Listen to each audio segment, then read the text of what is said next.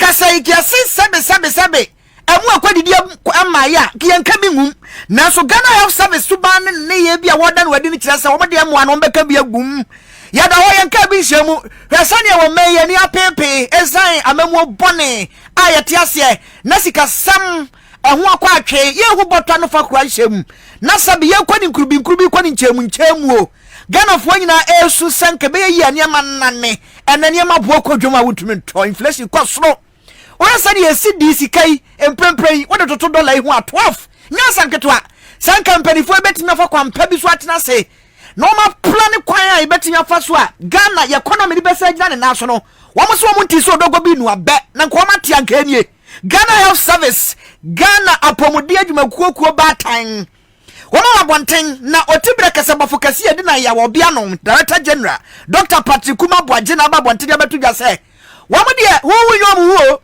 Sagana yadio, sanya dio, niye wamniye.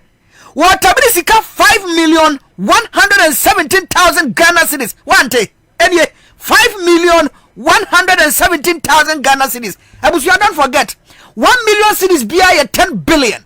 And 10 billion sa 5, 50 billion.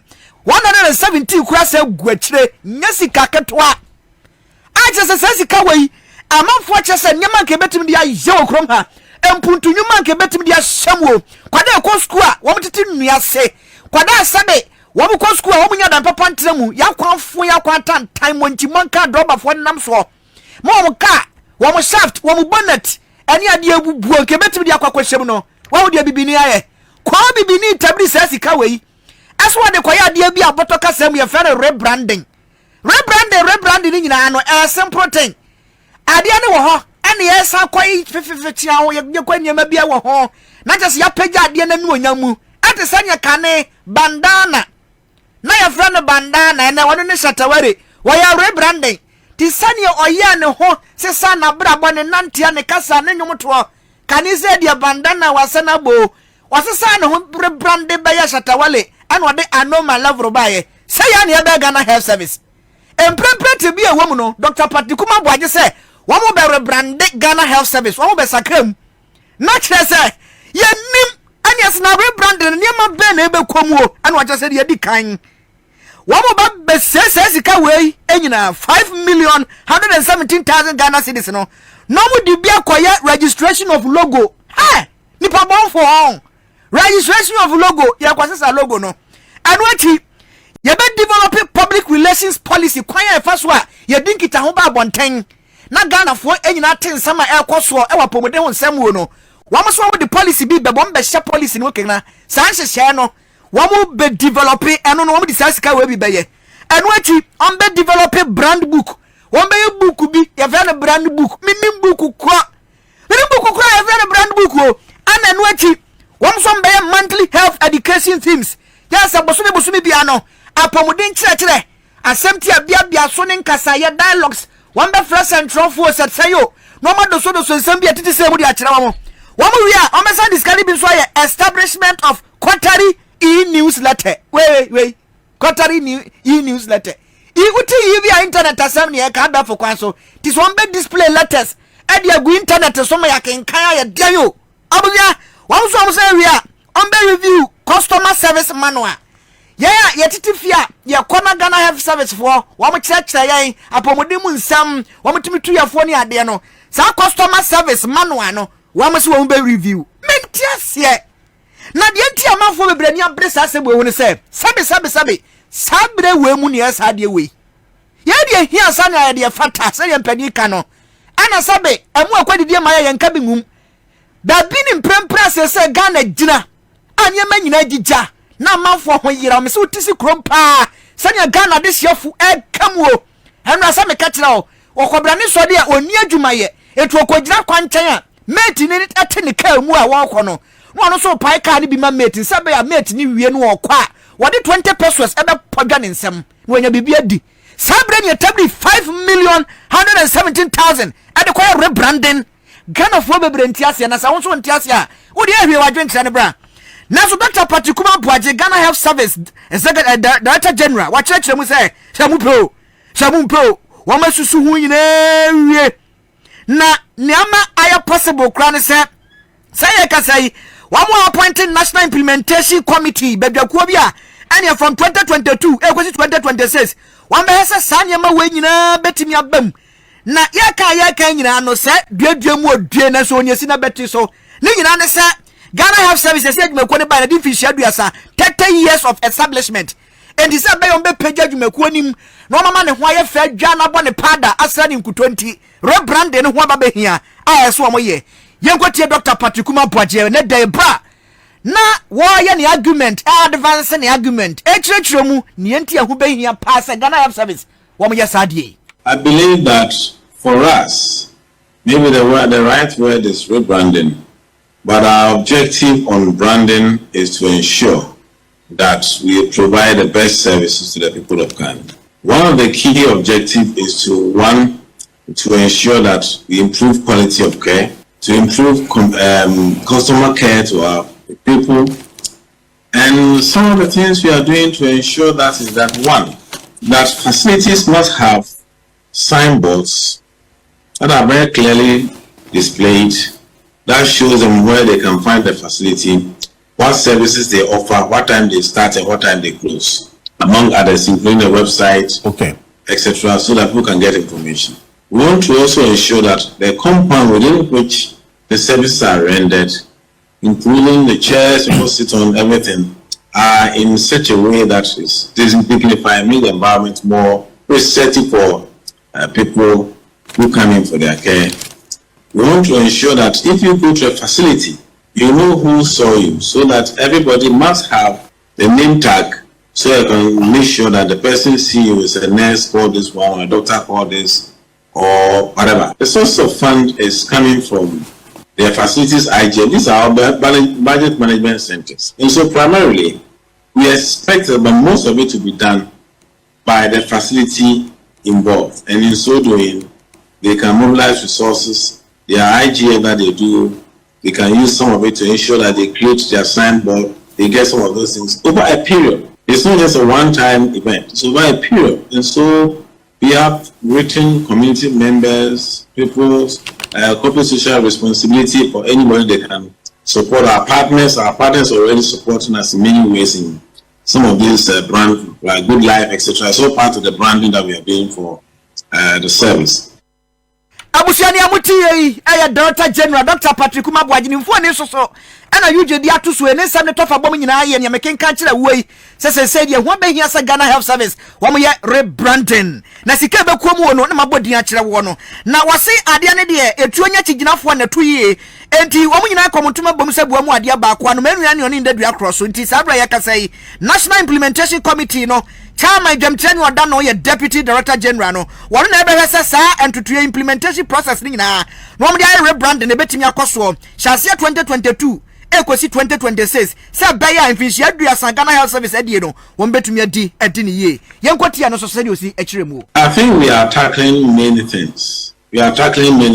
But it is not as if you have to finish one before we move to the other. But I believe that quality of care is at the center of our work, and if that is going to help us improve our quality of care and patient experience, I think it is worth it. That all we are doing is going to improve care, improve quality of care, improve patient experience, and provide better care for all citizens of this country, as the Constitution and the Act that established Ghana Health Service wants us to do. They are just working towards achieving those aims. To be prudent with the resources, whatever we have, and our top priority is service delivery. That's what we are made to do. Oh, you are 247 dancing in Wabroche. Dr. Patrick Kumabwaje na kana yodi agu hono. Na asema na nyumre ye bisane sa Ghana for. More than someone Dr. Patrick Kumabwaje dia betu na already sa Ghana Health Service ne kra no. Amafo bebre anya adwen se your Ghana Health Service, your Ministry of Health. Any other bebre institutions bebre ni nyina eya pomoden ahwe esika seye keke ese ketimi ka Ministry of Health and Ghana Health Service nyina kura bom Ghana is here starting say ya merge ministries and institutions ni bia wa nyina wa look alike no everything man pende da dwama ma so be man pende aviation ni mu say transport ministry aviation ya ka obetimi ka bom na atiti sika so unyini sa sabrempo no ye a brand and company for me first adwini way since on beka so mo koya rebranding abusu skani yes kaketwa 5,117,000 Ghana cedis ya de kwaya rebranding. That is about 51 point something billion, because 1,000 million be also 1 billion. What has me body say na be am hyehyeme wo bra emprempre Ghana atunya besewie enyema nyina agija enyoma mpani dada dwa mahama ena di blue economy bia batum a aisa Ghana fo anya ni da so kakra enka je se enyema nyina anye ne se abusua ehu hia na so wo bese sai sika no a ena omde kwakwaya rebranding aja edu last minute wanke kan mo ma anya bia ani a anhwe ya na mokọ opposition ekomade enti ba bia do ne de obia ba de obetumi bia de brofo akese ayo se obenya sika ne bia kwa enti enya nwanwa registration of logo, development of public relation policy, development of brand book. What if you know tia? No adwiri mo ya wonwonan brofo say ya be wiase wim ya dia sa bosikari minu mi tax pay tax ayatua no mo de kwa ya mo mpaye pa kiabo ya mo de ma yensa etumi aka member of the Public Accounts Committee in Parliament here on Roxanne Nelson Kwame Dafia Makpo ni abusa na se wo pani nti baby adri. Is this important way? And we here. Yeguswa pre yen sakanwa. Ya de ne baba. Yensanya ka opanini de yankoso ewo ensam foforo mu wakase animu ene de kopie mu Ghana mrahye bedwafia ene asetena ni mu ene woto wonsa frɛ wosoafo wono ene hwa woni de wonsam so Dr. Matthew Opoku Prempeh se womwa no mayi nsam bia no nyina enam akoso bosutade a yeye nyina anim sem Water River Authority atena ya wonom hwa so esuoro no wo kire sa ye mabrus abosu ase womo emie bi amana ansene ankwa edi wo haw ene bebre sutade no juma wam edi ye wo hawa wodo a enam so ede abre mantam ahodo mensini ahodo abatompesua so ahodo a enya asem keto akra ni titiu ene wonuma e wofra mantam mu asisi wo mafo ni bi kwa ni etutu akwa wo nsem a wo mo eche etukwotenafo na ene wonsenka ya wode ekoto mrahye bedwafie wa bra na chese wo mo ehwe nanim se wo mra no mechirechire mu ne ekoso ne ekomu ente wo mutimi ye hwe ha ma sutade no ye ma edu sampempeswa na fe na wo mo bia wo mafo no kwansenka papa bia nkomu a obi ye akwakofa sa wewe ne yaba enema ahodu a wo mo de agu apono so a wo ye ede aboa wo mafo ni nyina ne ade anom ene wo pani no ekasa no wotrem se ane VR ne de wo mo ye no kwa de se na ye ntrekesi na ye ne ani kwa na mo de wuro mo pena dwaye na senka wo mo ka se ko mo jara masuo no so a wo sutade ne mu de a ene ye ze ko ye na de bebre wo mamu ni nyina de nke ntimi enso ano kwa eti de wo mo ye no kwa de na ese etesi wani so na so wani efra na ete esi so ama wona de so wafa ne saa no pani na to so wakasa no wo kire sei esutade no so kwa bi o mo ye sa ane wamo twa masuate wamo etwese bi afefufure besimu anase womafo ne se bi kwakotwa fo wamo sinto wamo gya ya wo senke no hawa akwade bebre wo men na ka nya no bi ni kra na echese wohwemu so kra na womafo no kra no se ka ne ko ma ne du afefufure ni mu no ye se wo bi akanya no se ehwe ne fa wo madan kwa ntimi antwe ni pa nkokra wo enya no wo kase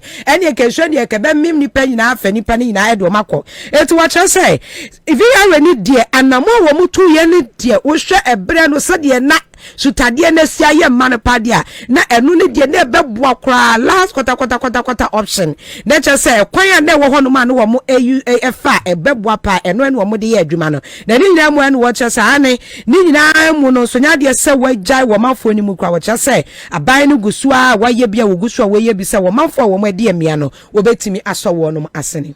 The Water River Authority is also actively engaging in additional resilient emergency response efforts, collaborating with government and relevant stakeholders on the development of a more robust emergency preparedness plan. The enhanced plan places a deeper emphasis on addressing impacts of climate change and considers the global warming clues. It is our pride to take additional necessary precautions to prevent and respond to dam-related incidents effectively ensure that such incidents don't recur.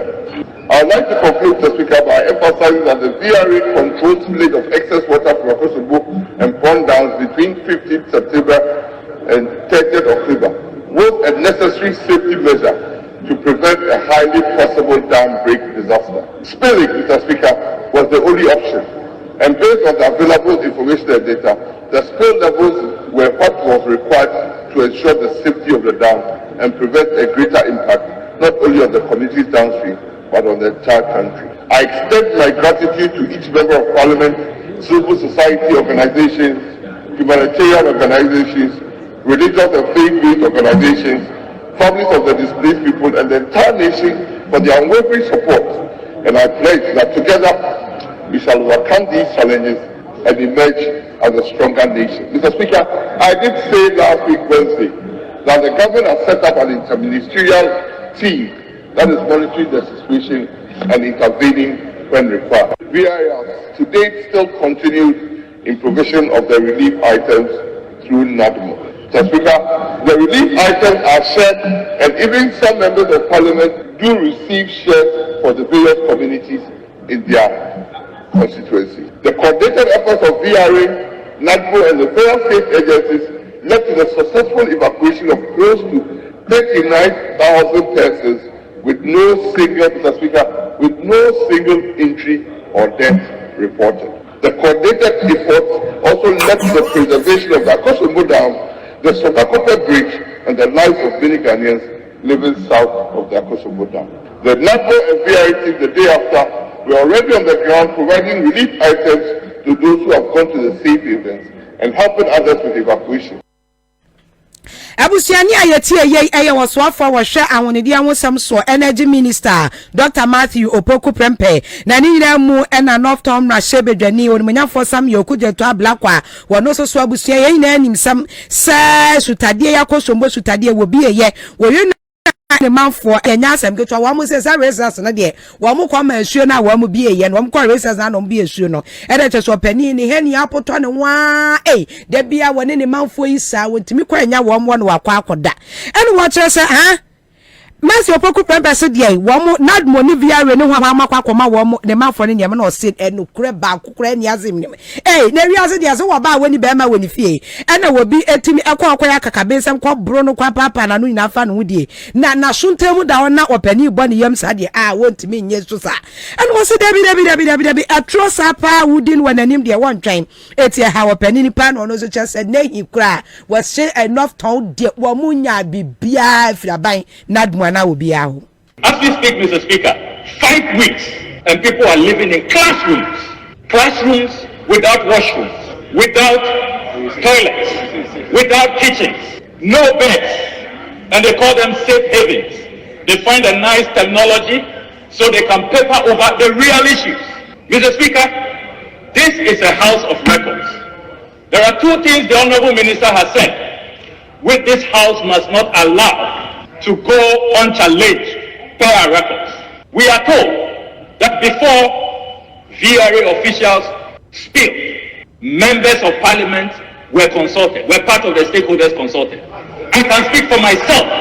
I was never invited to any meeting. I was never consulted.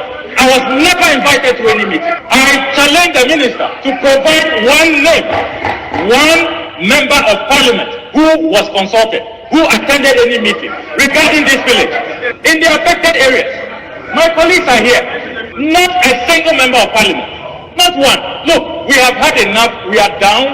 We are traumatized. We have lost everything. The last thing we will countenance are blatant falsehoods. We will not accept it. Another falsehood is that VRA is sharing relief items and that members of parliament have received their share. When? Which member of parliament has received shares of relief items? And such a dangerous statement for our constituents to now come after us. As I speak, as member of parliament for Northton, the most affected constituency, no VRA official has given me relief items. Not a grain of rice, not a bottle of oil. No member of parliament. If you have sent something to a district assembly or you have done your direct distribution, say so. So you have done your direct distribution. Don't come to parliament. Don't come and say members of parliament have received their share of relief. Nafton na shebedani eyon munyafo Samuel okuje to ablakwa na ni nyina mu wonsem kronwa mu na employer so na shebedani woni munyafo David Sansa Opoku wono so ekasa no wache so okuje to sa wuka sa wunya bibia no pa de na ehwehwe aso pa twetwe aso nya de so betimi age sansem wei amene kra no kire se adanse ede di pefe se eniema ne pa de eyade a ne pesu aso fo nya bi submerged underwater. The figure. Even beyond that, the figure. I will repeat that my colleagues or my fathers and mothers and sisters in the areas affected have taken a very big sacrifice. In fact, an involuntary sacrifice, a sacrifice they did not wish to, as it were, enter into. But they have saved some of us living downstream or living below the riverbed. The speaker, they have, or we have, let me say, we have blindly overlooked what BRA has actually gone through. I don't think the chief executive and his management even do sleep, because they started this exercise by going to educate people who live in these areas. When they realized that the water level was going up, they didn't start this exercise yesterday, Mr. Speaker. This exercise started way back, warning people, telling them what will happen, and so on and so forth. Mr. Speaker, they also started the spillage small, little by little. They started releasing this water in such a way that it wasn't supposed to have, caused this havoc or this mayhem that we are seeing today. But unfortunately, they don't control the rains. They do not have the opportunity to determine how much rains fall into the basin at any particular time.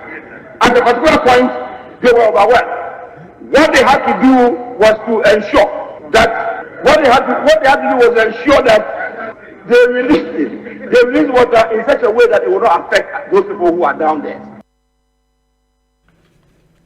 Enya yetie employer so ma shebedwani Davis Opoku sansa Opoku na ni nyina mu abusuafo sade ye ka no sese asisi ba na dwugro mu a obi a poma twede ye no ntuma mu no enya asam keto akra afa ne afa no dom kuma ne dom kase ne nsam wei ekofa atwema mentwe beto wo mu ntempasa so obi a wona dance obi a so ejidi sane die enewo mu enya asam keto ene dom kuma asem boa Mumfa niema bi ankoye sa esutade mu bieye wo yuna edi amanfo no mo anso anu ye kra na dom kuma dom kase se mo boa de aban na ye ne de eno anu na ban nu ebo no homode pa busua ye tie se ne enchi wa super koso na se bedwefie. The finance minister met me later when at the Deba with chiefs at the Sankizito camp where there was no presentation.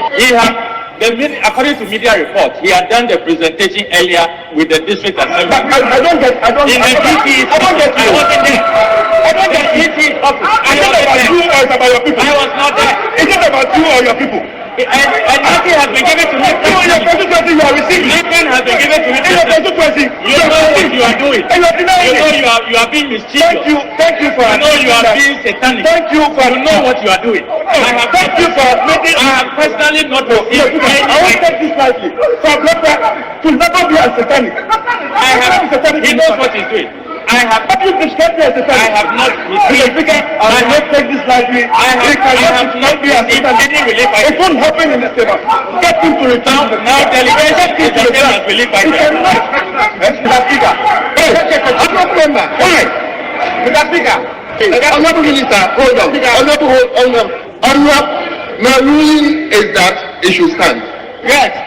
Honorable Sabdai, what the first a member said should stand. That I received relief items. He said a team visited including a. That's not what he said. No. He said I have personally received relief items from the finance minister. Mr. Speaker, this is a serious matter. Abusuafo ni ayetie ye nchiniwahye wa ekoso enne de Ghana mrahye bedwafie wo bra na kyerese ne wosoafa wono ene hwa woni de enwo nsam so Dr. Matthew Opoku prepe wakwakopie mu ono akwahye manhia South mrahye bedwani na wade akoso mosutade wo bie ye wo yeni ade aba ne wonsenkaye na kyerese ne dom kumase o wo munya ahwe aban na nso anu ye dom kase se mobua titi no okujeto abla kwa North Tom mrahye bedwafie aka FM ne me ade ko ye nyina so betimi atodi na so so omo aka de abai de wanhu ya mema ne nka ehu ebi na yetie ye no na anadai ayire wo mrase bedwempa sansa asode bekum nipa sane papa be kana se mo fiase asode bekum nipa oti omai ekon betimi akum nipa na so so jemenza we ya obekum Ghana sana kumakum Ghana Ghana enye ize ni omi nyina ne se mami jemensa wono na Ghana nyina bato adwumakuo no wadano watibere kasabafo kase edi na ya wono no na nanu wadano ko mrase bedwam no wode constitutional instrument charity afredi CI ekoto ho se aba Ghana beto 2024 no ansa na udin betumi akwa abato anwoma no ye voter registration enwoma no emu no aje se wo register na registration process abefam no niema wodo ani ye use to say passport voters ID card any guarantor system no ni nyina da tintanto wo twam ade aba ko pen wo pese utabidi ade ba electoral district offices na electoral commission na wo de be verify so ye Ghana ni ma udin eba abato anwoma nim ani ase ye document ben wase Ghana card na Ghana card yi so no abusua ho nsama chan wotwe wonwin se tu saa ni ati saa ne se nipa dodo ahe na Ghana card no won mo bie enen kra ba kwa menya free so tom baba ba kwa so kwa ne Ghana card wakwatena wa besa na wotwe ni Ghana card no kwa ne sankaye abrante ba kwa wase Ghana card wo be ya mane no wo giri 50 Ghana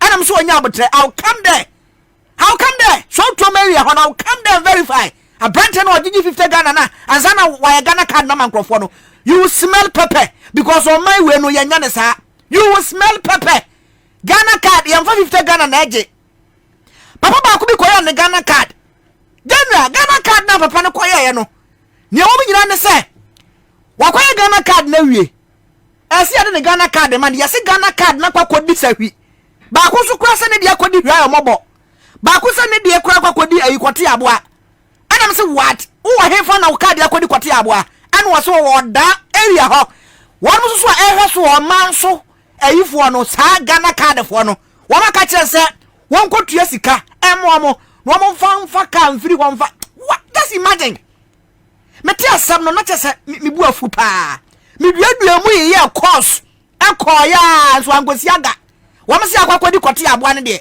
so akwaje ne card kwoti aboa wa o de so akwakodi ayi so amobo no ehwa na se utimtwatwa sika no card ntimbe kaunsa enti we chese Ghana card nipa dodo no enibi nipa dodo na ato santene ebo ntonton sansa che jemensa senke be ye ya wonya saade na wase wode Ghana card nko a na be so document no na enipa dia baba trongmani no na ensem we pani ba kwa waje ase ni metri so a wo bom ntonton sansa bia na dai majority leader in parliament on munyafo se jemensa bonsu wono kro ya na eso ame abato mpeso aso mrahye bedwani minister for parliamentary affairs wo kire mu sa nukra wase se ni Ghana fo nyina eka ndodo no wono so preso wo fo aso sanse sabe asmadanse ni hunu atwa bi ne de adanse yeni mo wu abe ahwa na ana ne ebehwe ne ntia wo kan sa ne sa nanu ada district level election so mo ya nanse yi ana sa district registration ya mo ya nanse ya district level di a jemensa hyehyɛ mo ya yi nipa kakrebi nipa dodo na ekoy so mo kwa akotro mo din mo di ababato ngomanim no one more the guarantor system koye no edo so chia one more the Ghana card koye we ya danse pefe a kire se nipa dodo no eni Ghana card ni bi enti adenti na jemensa pese we tintintintin na obubu nu agu na sum se de Ghana fo kan wontie o se jemensa bonsu se we dia dabra ka wonse sana dwene esanse si ya trafofo ho a ebeda ne ye kwaye sani ensuo ye no sana wi abaye enti wonse sana dwene. But it's conditional. The position we took was that so many people don't have the Ghana card, and some of the people who had even registered to acquire the card have not been given the cards. And given the tendency then of the district level elections to have really tied the registration to Ghana card, knowing, as they did know, that some of the eligible Ghanaians have not been able to register to acquire the cards. And some who have registered have not inserted the cards. To say that you were restricting it solely to the Ghana card was going to be problematic. So if they can assure, together with the identification authority, if they can assure that every qualified or every eligible Ghanaian be provided with a Ghana card. Then you can bring the instrument based on the Ghana card. But if you admit that not everybody has been sent, not every eligible Ghanaian who has registered has been able to procure it. Oh, you are assembling at Dahono, where you are Manwa, or Monya for such a mensa bonsu. And Wabuni Buru, and necessarily or such a mensa bonsu, Basilian Party, and Nepal the dressing on the copium de Yazo. Yamaman for a Casa Vice President, and we running made to Baumia, and a cock on into Yama. Or much as yes, a sun dress in him. And now from now, as someone with Yanko Manaso. As I say, we are says here, Kumakudia. And I Yakuako fear, now Kukodia Timuranity Pino. Am I go back somewhere how pass a Ghana card and the base document here. 1 month Tiasi and Nentias Yetna. I end this yet with Mama Yokono, Deputy Communications Officer, and Mama Yokono, a Yera Godwin, Akogan, my friend Kumfa Yakun. Kumfa, you yeah. Yada says, "What years when you have brain? You read Tia. A fresh from Kwamo so fresh. Mamma Chechemu say, a who be here said James as an agony. Tintan to a Cassabin will say, Ghana card and to me the so document for voter registration. Eh? Or when you for such a mensa bosu, Eddie Apeso, Abasoba, a major pie, and you see a real commono. Yo, the medicine with some with your phone now. Every kind of. Nyamenwanwa say oseche mensa odina no to start anymore. Nyamenwanwa because impempenso ye agree sabe we are first human beings ye nipa ye dwene ansa na mpo yakokoye amanyofo a ye free different political parties. Sabe mpredua enu ya na ye nyina ye call ya say ye kwakotro edini wonoma sabe Ashena omedi 18 years.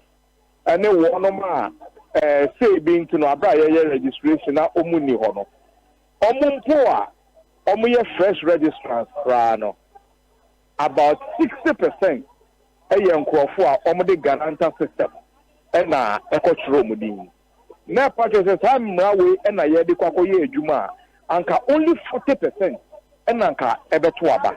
Na sabi the democracy ya Yenina ye kwakra no ebo ho ban and no mo person mo say ni ya na sabe me problem number 1 with the electoral commissioner sabe obi anka wo ye lawyer ni anka otemrase na sa wo ye hwehweye for human beings and na say be a democracy ye bi na sa wo ba be ye hwehweye we say ya wo dey ba say parliament approve na pate obeso chere say duduo amemu na say duduo nkebi no enya dia wo gitum because wo gitum say esese obi enya ekwan say o chere na dwene a obefa ekwan a ekofo duduo no betumi afro mu din se na be ya obeso betumi achere wadwene unless say ehu bi abo say duduo no ekotro omudin a ebi ana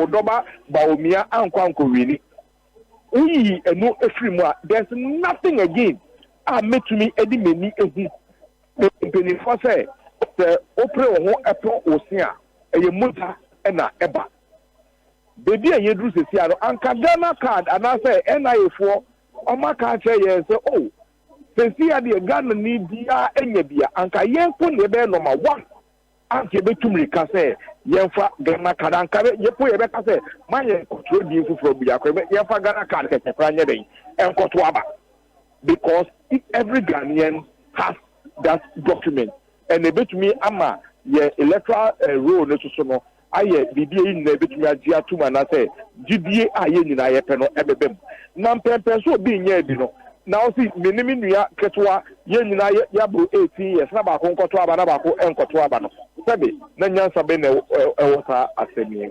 enti se ene o se temesa bonsu so ni MPP fo nyina na say oni febimpo na ejune ekosa ekwan wesudia be sure say ne going forward no sa emre ya ye nyina ye pre ho say fama no net say nya de a ebetumi aba Akoga me no wie kura no eya pa se ene oseche mesa bo so e de na no ato nsemi mu bie ndisi aman yokro mu betumi edi nsia kantam se mu besi pentempromasi prem a resist sakoba se Jemesa take and trend position sakwan bia so Ghana card no be so document ya mu besi pentempromasi prem se mu be resist no kra ne say ye be resist ya sa laying of document no a different thing altogether and yet demonstration and yet gidi but any pakura say electoral electoral commissioner on to me and parliament and council babele unless say majority no aman ho kwan say ombra ombele enti say omo ka say omo gitum wo makuma mu say omo mpene so a ebe de na maame na baso babele. So this is not your friend is saying gidi and I say nye demonstration and I say nye basa resisting be no krene say a process they say ye be ma kwan na wa babele the floor of parliament. But say God na ko ganyi mu emi na wase nyemfa nsi ye be ba unche bi so mpede so be de na wetumi babele yo ye be do wase pa God na ko gan let's me that God na ko gan deputy communications officer aka Kumfa Yakun ndc amayokoni mu eno di akotene pa abra and some independent presidential hopeful one na ya frafantowura any a movement for change na waje so yate ya wuko nyasam keto akra wo mekandi for Alan John Kwadwo Tremate cash ena wode atudwa wo kyese ane Ghana man sad media ade ba kwa ye hia pa ene nhyehyeye ntoto ya ebetumi aboa na wo mayi pempenso a ye duro no akyese ne ya se yakwa atimu anase ye kwa ye chi no ebetumi aye nhyehyeye ebeboa wo man ne petitu ene emebunu no na mmom manifesto so awo sa ene amanyuko bi na wo mo pa banwa ba betena so ntinu na ekyese ne wo matwere book na nsem bebre na page 13 of the clause 1 no ensem mo kyerɛkyerɛ bi wonya na afo ani so na ne bebre be ni ntimi so wa hwe kwampo akyese wo we fi bi kura wo nkɔhwe kyerɛ kwan so kwampo nkɔhwe na kyese wo mafo di biri mo mafo ani so a manyofo ni wo kyese da bi sabre pa de ne titu ni 2024 ye komu yi o da bi abato ne de nya manifesto eye de wo betumi aye na wakan no be the more be the doing na wo de atudwa na nya kasa bebre no ade sem we nyina atudwa na eye mabunu a wone wo mahia ye won kra ene adwumade bi asisi wo mafiti ase wo so be chini Ghana fa na nyina na ene asentra eda wo mu dwumade yi a wo mu ede esisa so mantamu nyina wo volunteers at activation and orientation na just one more to one more che so obedi afranfanto na chi no enema hodo nsenka ya wodo so wo hu fa movement for change no afranfanto wo ekuo na wo fa ho na otimi aboa wo mto abo no eno hu dwumadie e na wo mu die na we no eye ne nto abo etim no nto abo kuo no campaign team no e na wo mu die ahye so wo se ne Ghana mabunu ne die wo be se wotimi ya no wotimi atwe wo mu nyina aba afranfanto no ayi chi nya na sesa de be ya wo mu ebetumi aboa pa na wo madi nkunim no matumi akyekyere wo sanso wo mai da che de ejina afranfanto so sanso ejina emebunu ne so wato so wo kire se ane se eba ne sa amanyofo ade manifesto mu entrone na da sa na da bia wo mu de ebe kwode a emwa de titu ni 2024 ni ntino de obi abetumi aye no ene na wonfa ento dwa se de ebe ya ibetumi aboa na yasesa Ghana hyebre na wo kire se NPP amanyoko ni de wo ma yese ene jata wontimi nka jata wawuo krama ba kwa wonfa e wonfa so chen no ayese krama we kaka wodafia wontumi enkasa na omaye bosom kese woda kwaye mu janse wo muntumi nyahwe enti no afrafanto kuo no ena so obia ebehya ase na otimi eboa ensesa wo mai hyebre the movement no committed so we get the effort for Ghana. It is clear that Ghana needs a plan. We need a plan, not a manifesto. What Ghana needs is a plan, not a manifesto. So manifesto a few of promises around the world. So that's why you know a plan shows you how you are going to deliver the promise. Now, the NDC formal can we do that. We will need plan here. We will do all. So we change your can. Now acquire promises here. One plan to one, me and the wood, a bit of Therefore, let's say you have bred NPP 90 Zimra, and how a guy or son of Sudeka. You get the new plan. And I'll get NPP to one.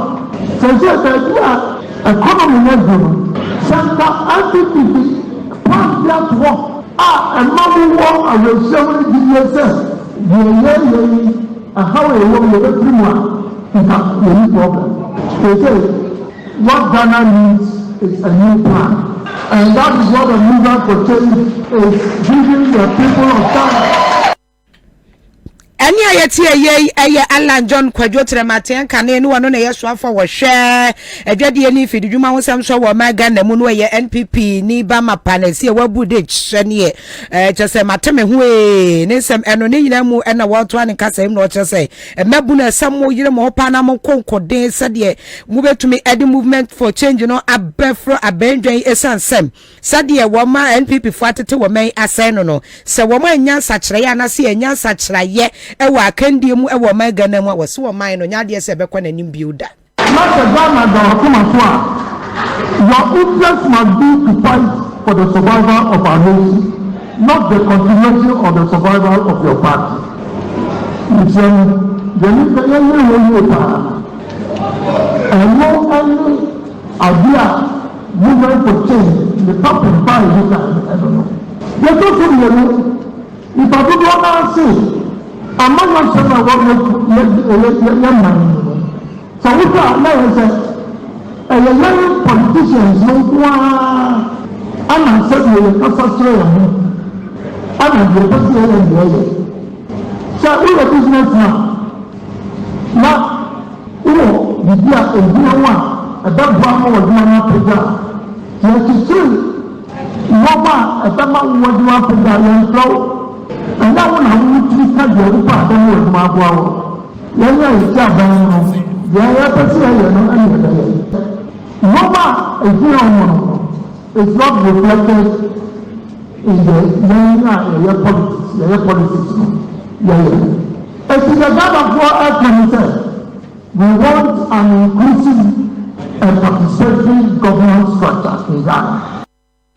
Any ayeti Alan John Kwadwo Trematen cash ni nyina mu na ne to abokuo no emu ba ko Owura Hobson Adoye wono so kire sesi ade wono de wa free osono na chi o osono asibio isi ade woni afra nto ye na ekọ wono so nsam a wode to dwa ewo dwumade na sen ebini me ba betai ye baba la Trematen me wo jidie ewo bumu so betima transform this country original go ha say be say the MPP but sympathizer of movement for change a true electioner metro abama la Trematen parliamentary me the MPP no some people was on move pa me the go baby we have freedom of association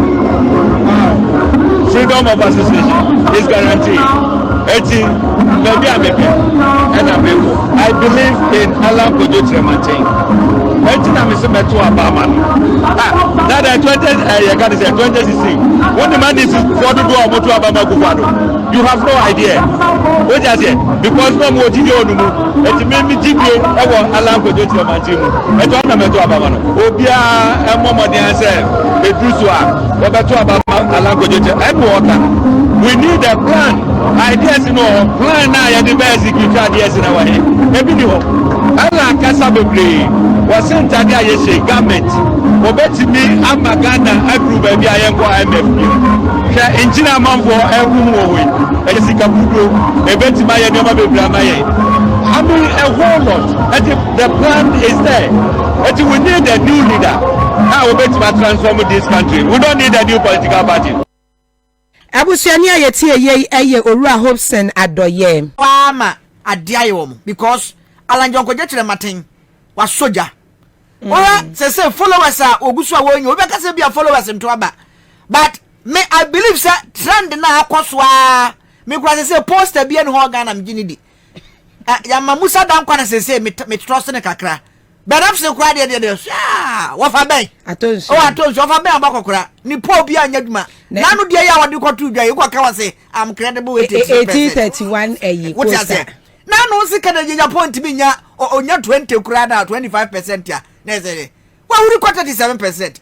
Who post abi anya duma amafo akekasa in the history of Ghana politics no chese enya dia obi betumi enya be say 2% 3% upwards say bia okogina as independent and what tin ufia mayoko bi mu a or the precedents I check na nakura do adma run stay ne ho any other people but emresesa enya betumi asi sa lalanko jamatin ukofa ayi party ayi for no full soldiers no ba bia onya nipa fa kra ba keka bomu no obatwe set obetumi nya be 40,000 people now we say Ghana even 20 something thousand can win an election. Yes, 50 plus 1 vote.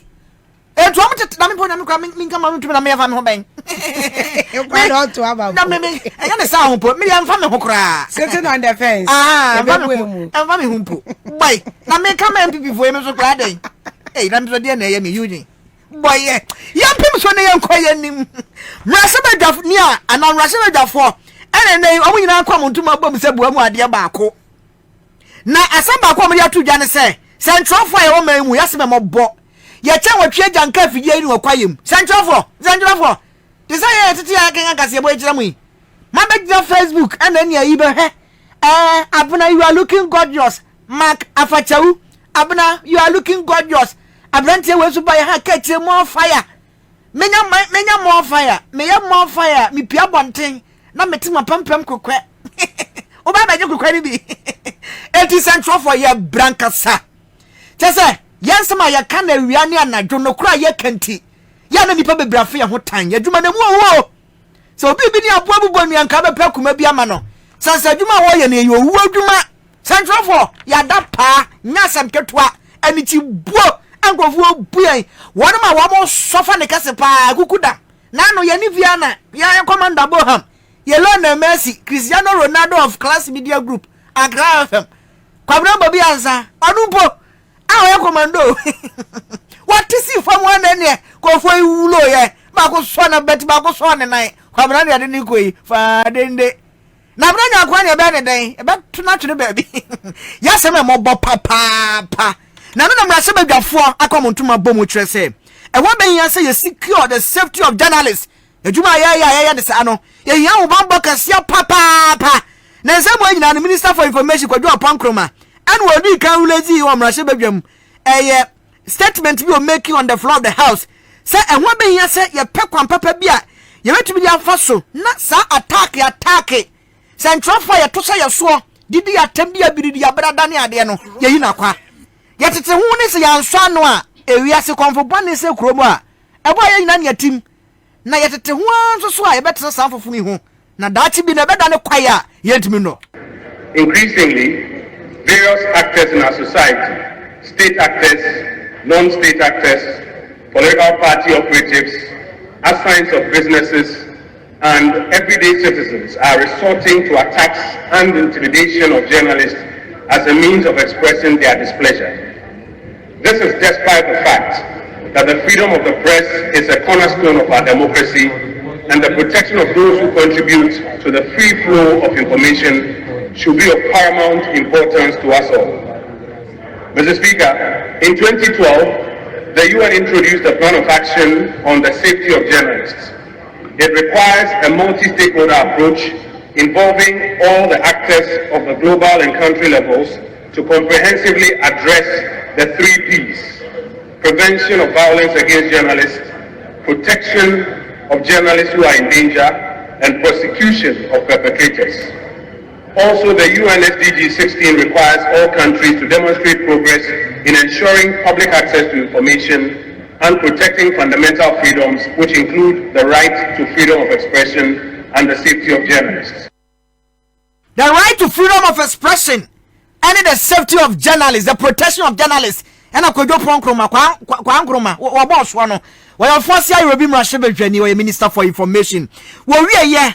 Niwa Prampram Mrashebedwani, here are someone net to George. And was original Nasa said, no question pa na Minister Aboswano. Na on Wakaka in a near incidents of attacks on journalists. Sani ya tusha central force wa memuno. Ni ila kauna dwe mwa ebe affect Ghana ranking World Press Freedom Index Ghana ya tiaba from say we san say empempem mu de central fire ya mayaka de no a ebua bɔ ho eno nti omo nyina ehwe se ombeko akopa na sa how yetimi atu ase hon sabanje. In 2023, Ghana is ranked the 9th in Africa, the 62nd in the world. This is our worst ever performance in terms of press freedom, Mr. Speaker. Ghana is ranked behind countries like Namibia, South Africa, Cape Verde, Seychelles, the Gambia, Ivory Coast, even Burkina Faso and Niger are ranked ahead of us in terms of press freedom. And that is why I salute the minister for identifying this problem and wanting for us to fix it. But Mr. Speaker, fixing this must come from the top. Mr. Speaker, it's important that we understand that just before Ghana started dropping in press freedom rankings, the president of the country, His Excellency Nana Addo Dankwa Akufo-Addo in 2019, attended a Ghana Bar Association meeting in Takoradi and stated that the killing of a journalist, Ahmed Swale, was not an attack on press freedom. This in itself signals a lack of admission at the very top that the attacks on press freedom are a problem. And that is why this House and this Special Budget Committee must resource the National Media Commission, which I serve on with Patrick Boama, the Honorable MP for Kaikwe North, Honorable Patrick Boama, and Honorable Ayimedu.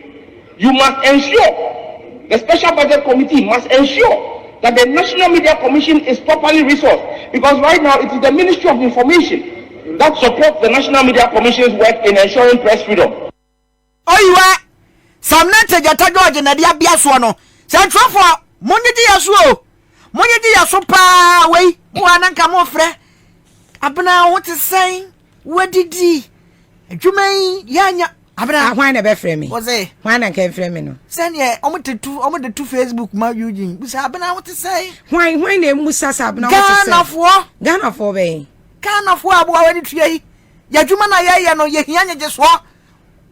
Money dey so say be a Facebook for na wo kan ade ade ne ke bia but so ka sempani for ndi omno mfa nya re erade abusia ya transam ne se de ka se ne kwa akopue mu ewo Asante Mantemu managing director Wodaku Apakoko Limited ano eyowura Emmanuel Ata no pani no edi nsem bia todwa wo ka akere aban ne se wonhwe na womwa na gada dem so galamsem from agudi ayetu emfa mrakwan so wontimi anyere ne kun ni mu esan se si ade kwa the John Kona Wakon de enye ne konkora no bosha wo hye wo man Ghana fo so ba be kone kono enye eno ene wo kwen wo kire sei ene emprempre obehwemu e wo Ghana hanum sei ye fem agudi a ye tu enfamra kwan so manfo e tu enfamra kwan so ntin enam so emma kokko enfuo na wo mu esai no asai no ni nyina no emwa wo man presence wo man kokko a ye tu be produce ye timi nya na fi bia no wo si so tia na etie saa se je sei ye timi nya 1 million tons so kra je sei ya wo sema kasa na no wakasa ewo wo ma no omafia no fia no dwumadie bia eya ekoso na wogina so ede to aba 29th annual delegates conference ekoso ewa Asante Mantemu Kumase ede opani ede ensemi nyina eto dwa no wacha say kamia ye say gadam say no ekon ne dia bed na no fafa na ekon the lip service keke enam say wo de wa no do we a ebi enwo wenti no watoto nsem gu mframa mu anu akwa akotena se wo se atwealanga de medemu edua mu yemfudi aka mfam nche fom kra eno enanam so ema pani kwanchefo a Wodaku Apakoko ya no Ura Emmanuel Ata ede nsemi atodwa na adwumadie na senenam se woto abayi akandifo frontino akandifo afofrontino na enam so mesisi ade de wa ba baye president Ura NS Boateng na wono vice president James Ejekum ena ye president Madam Cecilia Apianimu eni Owura Osei yebua Samuel Womo ena ba ko baye treasurer na ba ko so aye assistant treasurer ensam ahodo na ena course eka we hu aban no okase otusa ewo galamsey so mesrese omoma ne nye yano fafa keke galamsey ya dia eku koko industry no na media da bia meka se koko sika de etofo ma obi hu Ghana ye free to oil you say ya for 10 years me bisa say oil sika wo hin a obetumi aka kire me ntumi nka ba sabi koko sika ba sabi o ma me o we kurase unia o hono man ke beka se to squat ade ma no ye benya sika de ato school atade de ama no akoda school fees ebenya de ato ama no atua school fees na ama no sabi bonya ya be koko ska wo ho atade mu no akola nim se obesa atade mu no na Ghana koko no abrofo no so ne soro ye de da bia etu kwan wo koko ne ho ba bia obeko bia Ghana koko no abrofo no ba ya baso se koko papa ne edua na stress gold no na yen control ekwan ya efaso etu gold no se de be omo mutu omo gold no betu gold no asomdwem na akuafo so omo ye omo kokofuo no so aye omo kokofuo no ama Ghana tonnage no akostro ne galamsiano. Managing Director Wada Kuapa Cocoa Limited ano Eyora Emmanuel Athanisam enono ni nyina mu NSCI Acting Executive Secretary Emma Kuapa Cocoa Cooperative Cocoa Farmers and Marketing Union Limited no Owura Boate Solomon Sokasai eno watrasa ane sa cocoa buo ya abense wato boto baakum every 800 Ghana cedis 4308 no se nkukuru malamo amade owura mo pedwa wase anyere wase ohwe adwama so se ya se de ene cocoa one wamu tum na enye anwo na aban arede atomu na sabre se de dollar yi ekosoro na Ghana cedis ya nyata sa langa dwa bi sisi nyata na aban yi edi sika we na de ato so dwe so aye bibi no wase de abi emwa bako ebe anka ban no wotwe no wasantomu bio de menka se yese de omani so afi yitiri ye ma aban to kokoni from 800 Ghana cedi per bag the 4308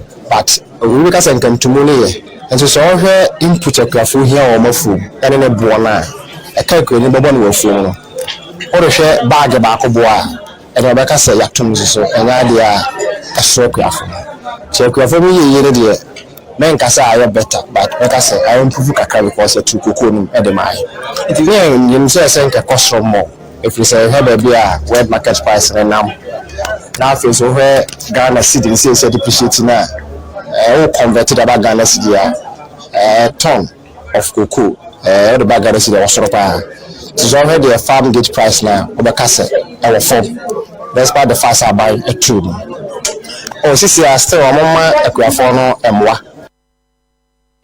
Enya yetie ye Acting Executive Secretary Wada Kuapa Cocoa Cooperative Cocoa Farmers and Marketing Union Limited ano Owura Solomon Boate nsem eno